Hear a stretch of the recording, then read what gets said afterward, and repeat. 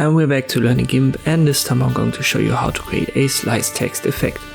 Start with a blank canvas, just a white background. I use the type tool, you can press T for that.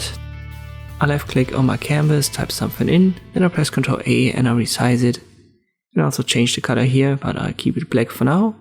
And I've got Arial Heavy selected. I use the alignment tool, left click on it, I align it relative to image in center. But now it's just one layer. We now have to select the part that we want to slice. You can, for example, use the path tool, just left click, and you can rearrange these points by just left clicking and dragging.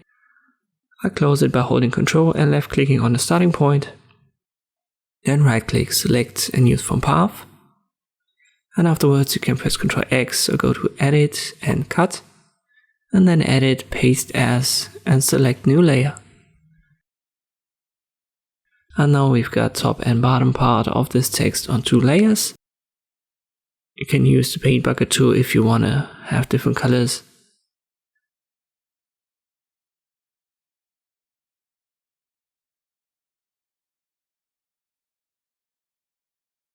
And just left click on these elements.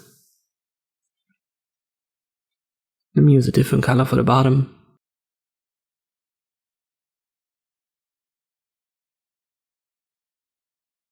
And now if you want to create a bigger gap, let me select the top one. I use the move tool, left click on it, and then I use the arrow keys to the top and to the left.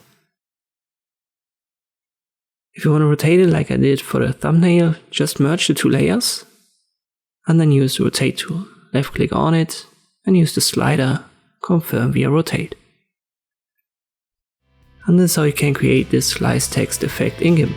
I hope this video was helpful. Thank you for watching and I'll see you next time.